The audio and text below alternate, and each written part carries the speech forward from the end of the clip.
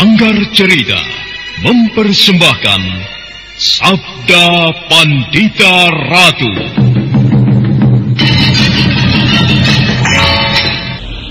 Cepat padamkan api itu. Ayo, siram dengan air. Ayo. Kau masih hidup, Le. Kau masih belum mati, Padrawati. Kau masih hidup, Le.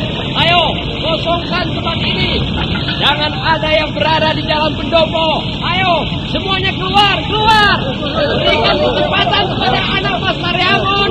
Ayo, keluar, keluar. Kita keluar semuanya, keluar, keluar, keluar.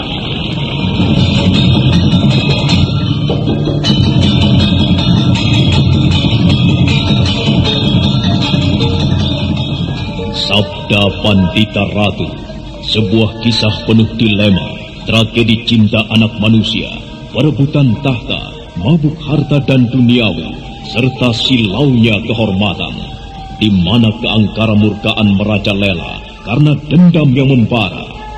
Kisah ini berlatar belakang berdirinya Singasari. Ken Arok, dialah pemuda yang merekuk pahit getirnya kehidupan. Namun sebenarnya, dialah yang harus melaksanakan sabda-sabdanya. Perjalanan sengsaranya adalah awal untuk meraih keberhasilan, untuk menuju kejayaannya di saat Singasari berdiri.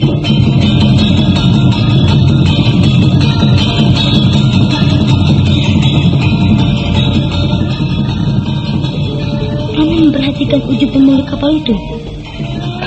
Iya, orang itu bernama Barat Maut. Mengapa?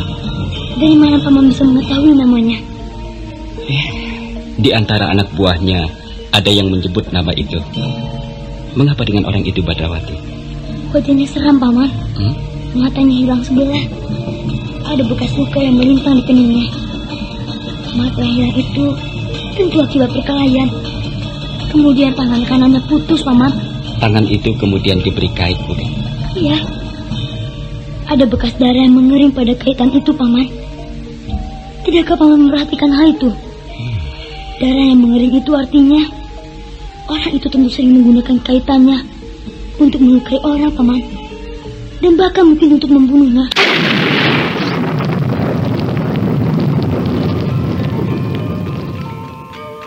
Sabda Pandita Ratu.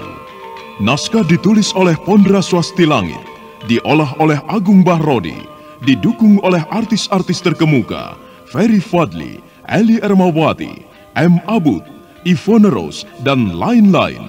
Teknik dan montase Ibing Arifin, dengan sutradara Dian Pertiwi.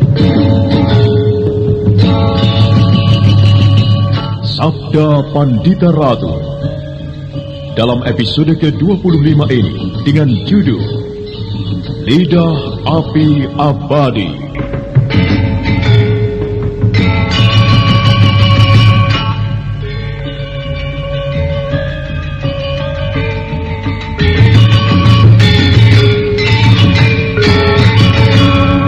Dalam seri ke-741 ini, dengan para pemain, Wenda Lubis sebagai Lare Angon, Norman sebagai Badrawati, Herman sebagai Kiai Pangon, Kristiana sebagai Lambang Sari, Dedi sebagai Toh Jali, dan Asdi Suhastra, pengantar cerita.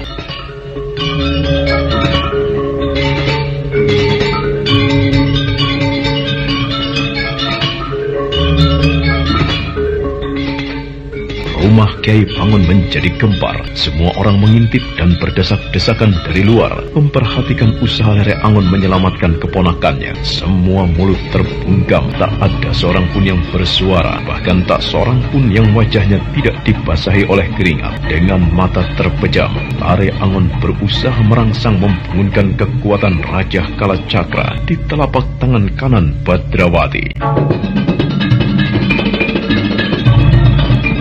Ayo Badrawati, kau masih mempunyai kesempatan. Kau masih mempunyai kesempatan untuk selamat dari kematian. Ayo Badrawati, bangkitkan kekuatan dan alirkan ke segenap simpul saraf serta aliran darahmu. Lakukan Badrawati, aku hanya bisa mendorong. Akan tetapi kaulah yang harus melakukan ini. Lakukan, Le. Lakukan Badrawati.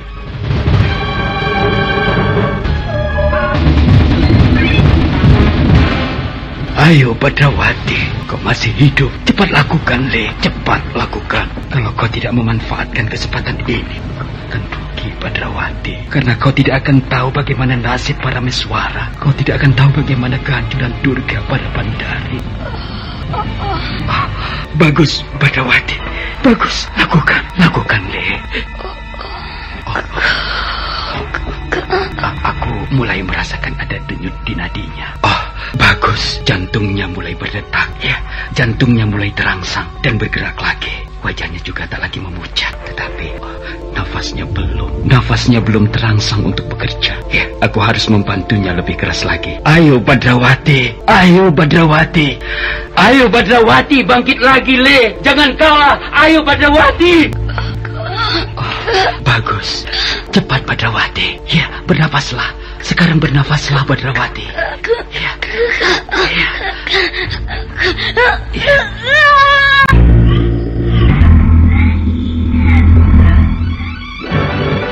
Paman. Kau berhasil, Badrawati. Aku berhasil apa? Apa yang terjadi? Kau berhasil hidup lagi. Kau berhasil hidup lagi, Le. Kiai. Lihat, ponakanku ternyata belum mati, Kiai. Badrawati belum mati. Ia masih hidup.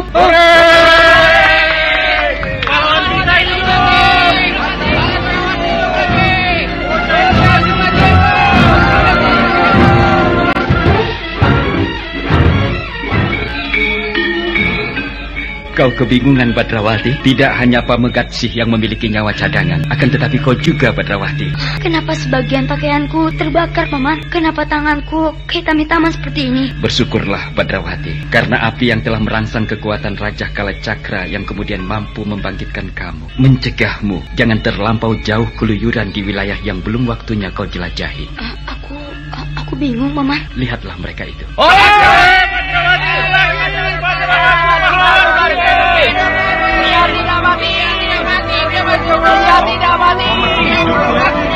Dia tidak mati.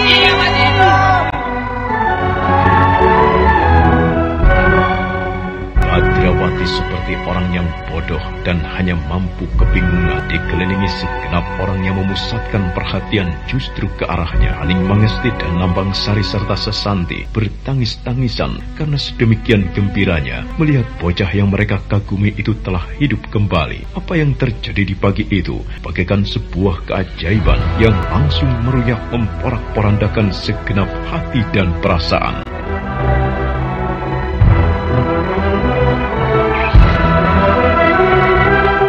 Kau nampak masih kebingungan, Badrawati. Benar, Paman. Sikap para penduduk itu telah bercerita dengan jelas kepadamu. Akan tetapi aku tetap bingung, Paman. Baiklah, sebelum aku bercerita, kau lebih dulu berceritalah, Badrawati, agar kita semuanya mengetahui apa yang kau lakukan. Iya, Le, cerita, Le. Ya, Le, berceritalah, Le. Cerita, Le. Ayo, Le. Terang. Saudara-saudara sekalian, tenanglah kalian semuanya. Anak Nger Badrawati tentu akan menceritakan apa yang terjadi. Hanya anak Nger Badrawati yang bisa menceritakan bagaimana nasib Pamegatsih, si setan tengik itu. Nah, iya. Ceritakan bagaimana nasib titisan setan itu, Le. Ayo, Le. Tenanglah kalian semua.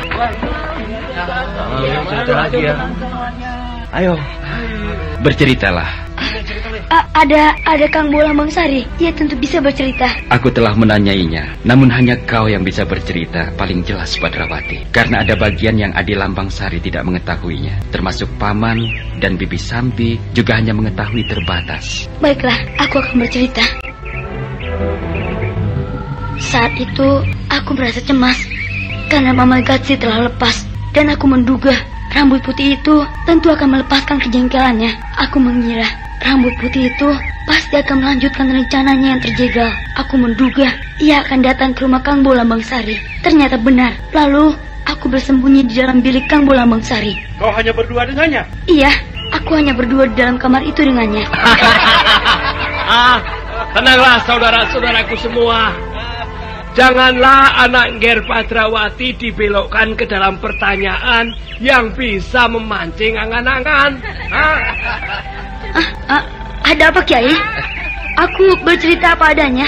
Kiai Sambi dan Nyi Sambi. Nah, itu orangnya. Beliau berdua berada di bilik yang lain. Dan hanya aku dan Kang Bolang Bangsari di dalam bilik itu. Iya, Le. Apakah ada yang lucu? Lanjutkan saja ceritamu, Ger. Jangan hiraukan mereka yang merasa iri kepadamu. Iya.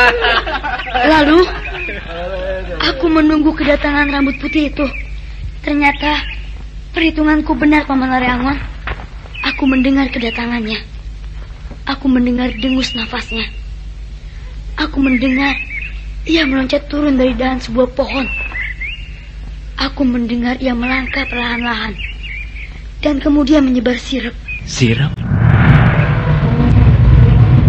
Apakah ilmu sirap itu yang membuat korbannya merasa mengantuk luar biasa, Ger? Benar, Kiai. Ilmu sirap itu ditujukan kepada Kiai Sambi dan Nyai Sambi. Mereka dipaksa untuk tidur. Oh, pantas aku dan istriku tiba-tiba mengantuk sekali. Kantuk yang tidak bisa dicegah. Aku biarkan orang itu dengan ulahnya. Akan tetapi, aku telah siap menunggunya memasuki bilik Kang Bolang Bangsari. Bagaimana perasaanmu saat itu, Lambang Sari?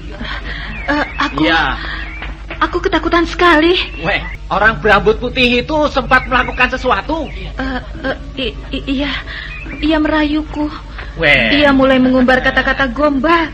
Meskipun saat itu Adi Badrawati berada di sudut bilikku, akan tetapi aku tetap ketakutan. Lalu? Iya, terus bagaimana?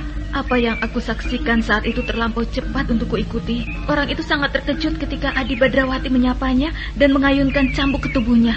Ia mencelat. Mencelat? Iya, mencelat ke halaman, menjebol dinding bilikku. Mampus kau bajingan. Lalu bagaimana? Ya, terus bagaimana? Adi Badrawati yang tahu. Aku tidak tahu lagi. Hanya itu yang aku ketahui. Baiklah. Lanjutkan, Badrawati. Lalu, kuayunkan cambukku dengan sekuat tenagaku, tepat mengenai wajahnya. Si rambut putih itu mencelat ke halaman. Dengan pisau terbang yang aku lontarkan, menggapai jantungnya. Aku segera menyusulnya ke halaman. Dan aku telah berketetapan hati untuk menghabisi nyawanya. Orang itu telah terlampau banyak berbuat dosa. Namun, para bandari itu muncul, Paman. Selanjutnya apa yang terjadi, Paman tentu mengetahuinya. Para bandari itu bukan lawan yang bisa aku tandingi. Ya, hanya itu yang bisa aku ceritakan kepada Paman.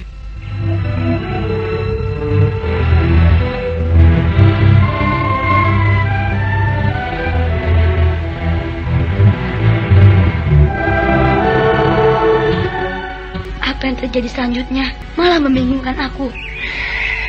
Kau telah mati, Badrawati. Atau mungkin lebih tepat untuk dikatakan bahwa kau sempat mampir menjenguk wilayah kematian. Lalu? Kau lihat tumpukan kayu di depan. Bahkan masih ada asapnya itu. Iya. Aku telah putus asa, tidak dapat menolongmu. Tubuhmu telah beku dan tidak ada tanda-tanda kau masih hidup. Jantungmu berhenti berdetak dan tidak bernafas. Aku berkeputusan, kau dimuksakan dengan membakar mayatmu. Wah, bukan main. Aku menjadi debu. Iya, mestinya kau sudah menjadi debu. Namun justru di dalam kobaran api, aku melihat kau menggeliat. Aku segera menerobos dan menyelamatkanmu. Pakaianku kemudian hangus seperti ini. Iya. Ger, jangan pikirkan pakaian anak Ger Badrawati. Aku dengan senang hati akan membelikan yang terbaik untukmu. Terima kasih. Maaf, Kiai Pangon. Ya. Izinkan aku ingin ikut bertanya.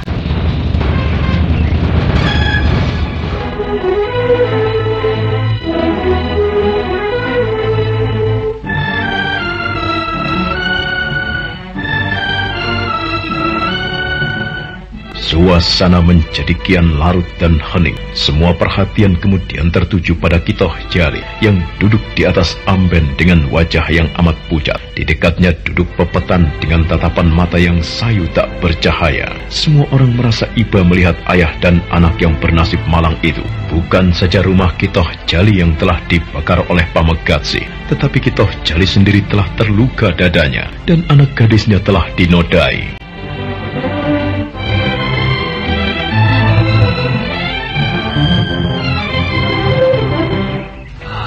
Silahkan Kito Jali, kau akan bertanya apa? Aku merasa sangat berkepentingan dengan pertanyaanku ini. Di Kademangan ini ada 2 orang yang menyimpan dendam sundul langit kepada rambut putih itu. Orang itu adalah aku dan Ki Demang.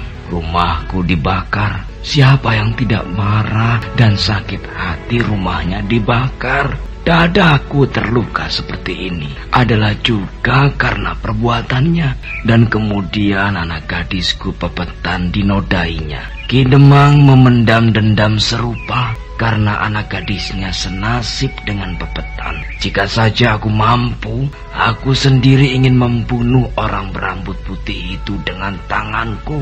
Aku bahkan akan mencicipi darahnya. Namun jelas aku tak mampu. Karena aku orang yang lemah dan bahkan terluka. Aku ingin mendengar jawaban dari anak Nger Badrawati. Apakah orang itu telah mati?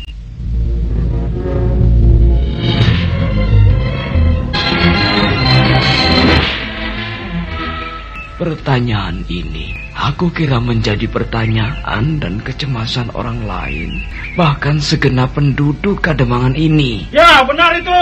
Ya, benar itu. Berilah kami keterangan yang jelas. Ya, berilah kami keterangan. Ya, Badrawati. Bagaimana Badrawati? Apakah menurutmu apa yang kau lakukan itu telah berhasil membunuh Pamenggatsi, sang pemetik kembang itu? Aku serahkan kepada Paman untuk menjawabnya. Kau saja yang menjelaskannya, Badrawati. Baiklah. Apa yang aku sampaikan ini mungkin sebuah jawaban yang amat pahit. Aku berharap apa yang aku lakukan kepada rambut putih itu telah cukup menyebabkan orang itu mati. Ayunan cambukku telah mengenai kepalanya, sanggup meretakkan kepalanya. Dan ayunan pisauku yang menyambar dadanya sanggup membakar jantungnya. Akan tetapi sayang. Bagaimana anak mas? Sayang sekali, perempuan bernama Durga Parabandari itu hadir di Kademangan ini, sehingga kemungkinan perempuan itu dapat menyelamatkan nyawa si rambut putih itu. Jawaban Badrawati yang disampaikan dengan nada datar itu ternyata sanggup menghentak pendopo itu. Mendadak semua wajah berubah menjadi cemas dan pucat. Badrawati hanya bisa menghela napas panjang. Lare Angon menebarkan pandangan matanya ke semua orang. Haning Mangesti dan Sesanti serta Lambang Sari saling pandang. Bibirnya pun gemetar.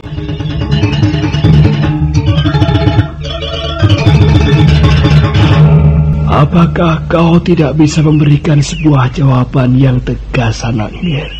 Aku tidak bisa mengatakan si rambut putih itu telah mati, Kiai.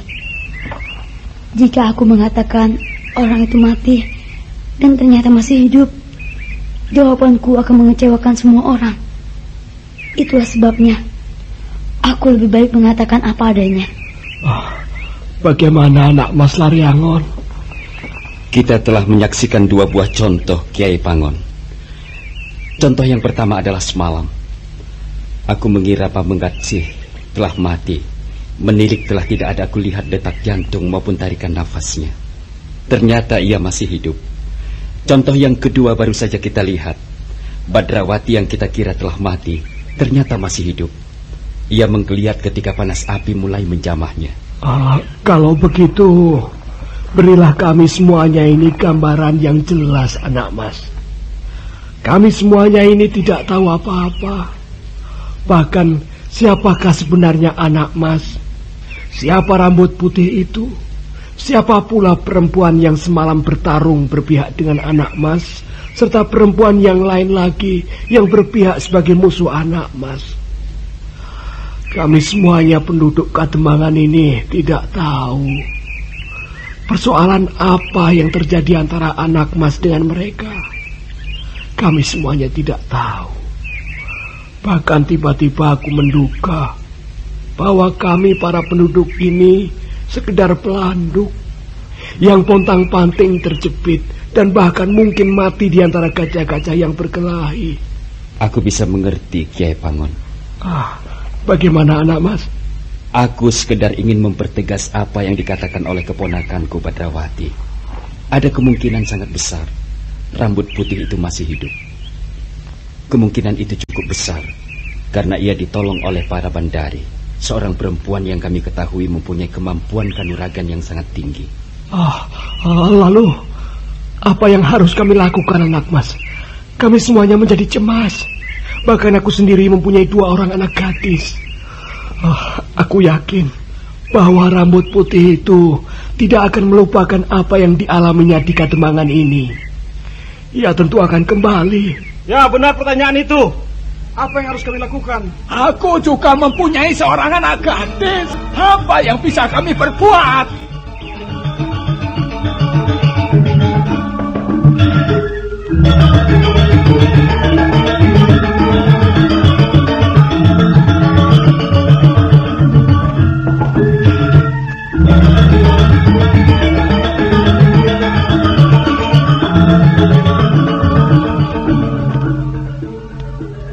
Pertanyaan yang menyeruak itu kemudian menguasai suasana. Semua orang yang diam itu bertanya dalam hati, apa yang akan mereka lakukan selanjutnya.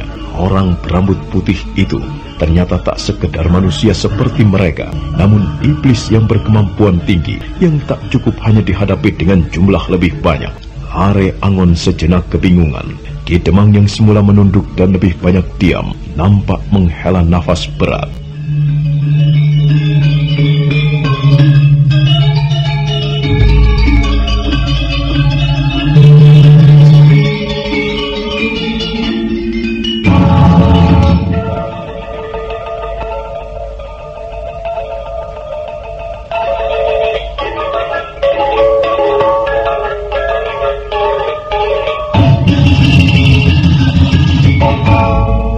Anak mas.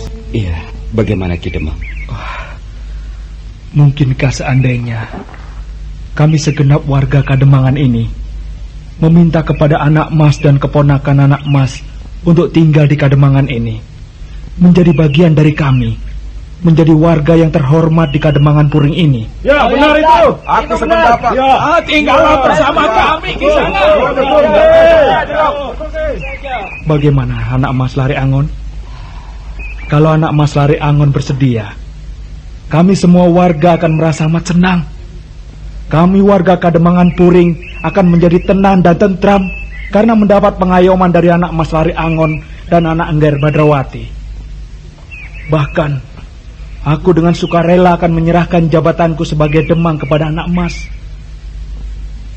Kejadian yang beruntun menimpa Kademangan ini telah membuka mataku. Bahkan aku merasa sangat tidak pantas menjadi Demang karena tidak bisa memberikan pengayoman kepada mereka. Bahkan kepada anakku sendiri pun aku tidak mampu. Bagaimana saudara-saudara? Apakah kalian sependapat? Setuju? Setuju! Setuju! Setuju!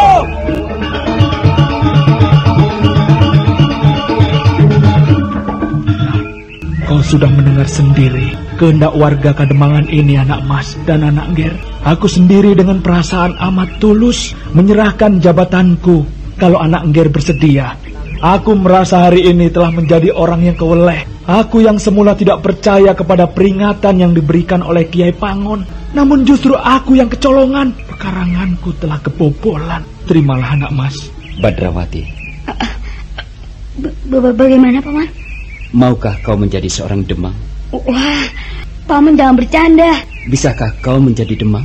Jangan bercanda, Paman. Paling tidak, jika kau masih terlampau anak-anak, kau bisa menjadi Jogoboyo di Kademangan ini. Kelak, kalau kau telah cukup umur dan dirasa mampu, kau akan menjadi Demang. Demang bukanlah jabatan yang remeh, Badrawati. Di beberapa tempat, jabatan itu diperebutkan dengan pilihan. Di tempat lain, jabatan itu diberikan turun-temurun. Nah, bagaimana Badrawati? Kau berminat? Tidak, tawaran itu ditujukan kepada Paman, bukan kepadaku.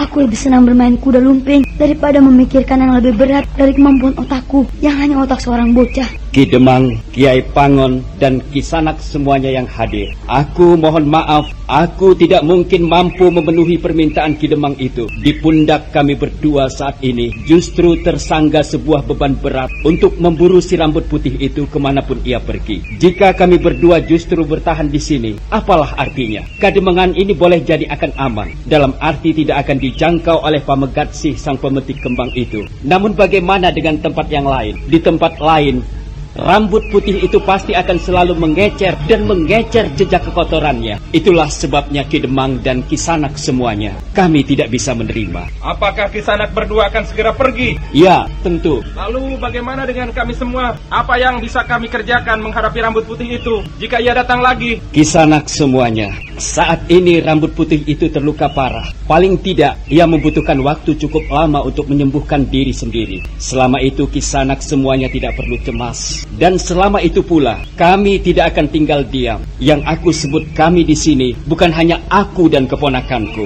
akan tetapi juga beberapa orang lain yang bahu-membahu berusaha menumpasnya. Perempuan yang berpihak pada kami semalam, ia adalah saudara kami pula. Dan ada lagi seorang lelaki yang saat ini sedang mengaduk sarang dari rambut putih itu. Berdoalah Kisanak semuanya agar kami mampu menumpasnya. Maaf Kisanak, apakah Kisanak telah mengetahui di mana sarang dari rambut putih itu? Ya, kami telah mengetahuinya. Ia tinggal di sebuah pulau di dekat Segara Anakan, berseberangan pantai dengan sebuah tempat bernama Cilacap. Di pulau bernama Pulau Kambangan atau Nusa Kambangan itulah setan berambut putih itu tinggal. Itulah yang bisa aku jelaskan kepada Kisanak semuanya. Dan aku serta keponakanku ini hanya meminta agar Kisanak bisa mengerti keadaan kami. Kami berdua tidak mungkin terpaku di suatu tempat. Kami berdua harus selalu bergerak dan bergerak. Penjelasan Lare Angon itu ternyata bisa dimengerti oleh segenap penduduk. Bahkan mereka membenarkan apa yang dikatakan oleh Lare Angon. Justru merupakan kekeliruan kalau Lare Angon dan Badrawati berdiam di satu tempat. Namun di tempat yang lain justru terjadi bencana. Dalam pada itu,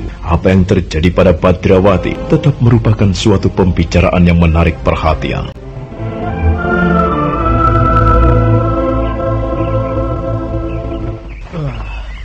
Apa yang terjadi? Benar-benar luar biasa. Dan hampir saja kita berbuat kesalahan. Kesalahan apa yang kau maksud? Kita nyaris menyelenggarakan upacara kematian bagi orang yang ternyata belum mati. Kita semua nyaris membunuhnya. Menurutku, bocah itu sudah mati. Sebuah keajaibanlah yang sebenarnya terjadi. Bocah yang mati itu hidup lagi. Bocah itu jelas sudah mati. Ia sudah tidak bernapas. Bahkan jantungnya telah berhenti. Kita semuanya bisa melihat dengan jelas bocah itu benar-benar mati. Iya, betul. Aku juga berpikir demikian. Menurutku, bocah itu termasuk bocah ajaib. Aku tadi sempat melihat seekor burung yang terjun ke dalam kobaran api.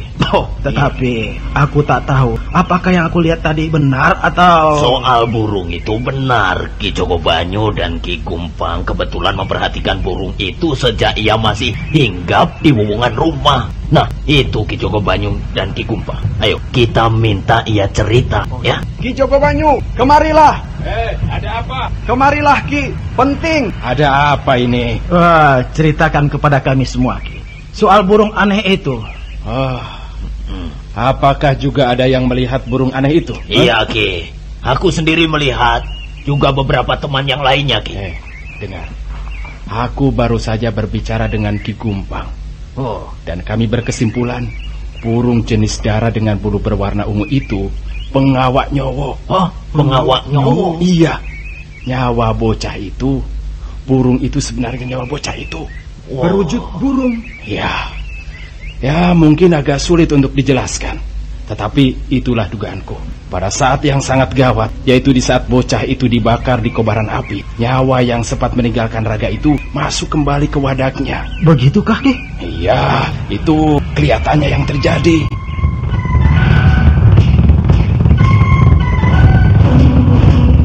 Sang waktu merambat ke arah hari yang semakin siang. matahari bersinar dengan benderang. Penduduk Kademangan Puring masih belum bisa mengalihkan perhatiannya kepada apa yang terjadi. Beberapa orang lelaki di bawah pimpinan seorang pemuka masyarakat membantu membenahi rumah Ki Toh Jali. Sebagian yang lain masih berada di rumah Ki Puring dan bahkan membantu membersihkan kembali halaman rumah yang penuh dengan kayu-kayu bakar. Dan pada sebuah kesempatan, Badrawati berbicara hanya berdua dengan Lare Angon.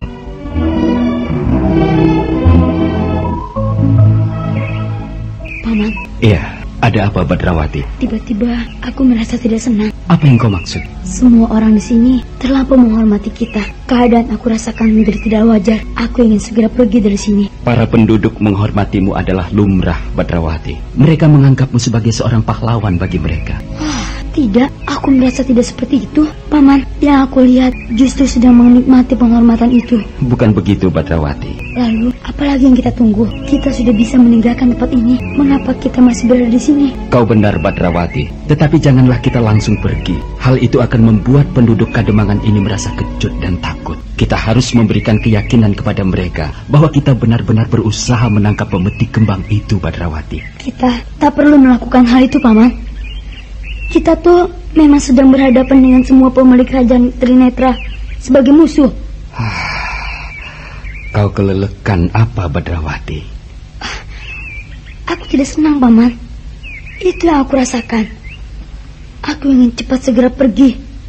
Paman Kameswara tentu menunggu-nunggu kita. Iya, itu aku juga mengerti, Badrawati. Akan tetapi tentu tidak baik kalau kita pergi dengan diam-diam. Kita harus berpamitan, Badrawati. Terserah, Paman. Akan tetapi, aku merasa sebal kepada mereka yang menghormatiku dengan berlebihan itu. Perhatian mereka tidak lepas dari sebab dan akibat. Sepak terjangmu yang berani mempertaruhkan nyawa membuat mereka terkagum-kagum akan dirimu dan ingin berdekatan denganmu. Barangkali ada yang ingin mengambilmu sebagai anak menantunya. Ternyata memang tidak mudah bagi Badrawati dan Lare Angon berpamitan dari Kademangan itu. Beberapa orang meminta dengan sangat untuk menunda barang sehari. Ki Demang yang sempat pulang telah datang lagi ke rumah Kiai Pangon untuk menyerahkan seperangkat pakaian kepada Badrawati dan Lare Angon.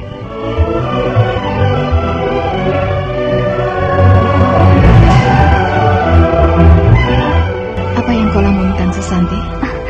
Kau kira aku sedang melamun, Kang Mbok Lamangsari? Tidak, aku tidak sedang melamun. Aku sedang berpikir. Apa yang kau pikirkan? Malam-malam berikutnya akan menjadi malam yang mencemaskan bagiku. Tidak jugakah kau merasakannya, Kang Mbok Lamangsari? Ya, sebenarnya aku juga. Aku merasa cemas memikirkan hal itu.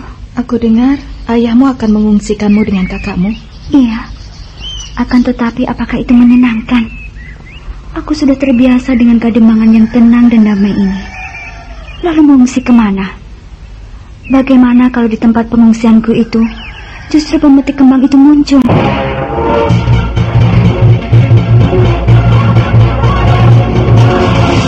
Sasanti dan Lambangsari yang sedang duduk berdampingan di atas sebuah amben bambu di halaman samping itu memandang ke kejauhan. Tak berapa lama kemudian Haning Mangesti datang dan ikut bergabung. Dan tak jauh dari tempat itu Badrawati yang sedang duduk menyendiri menyadap pembicaraan yang sedang terjadi. Nah, apa yang akan dilakukan oleh Badrawati dan Lare Angon? Saudara pendengar, untuk mengetahui jawabannya, ikutilah kelanjutan kisah ini dalam seri berikutnya. Sampai jumpa.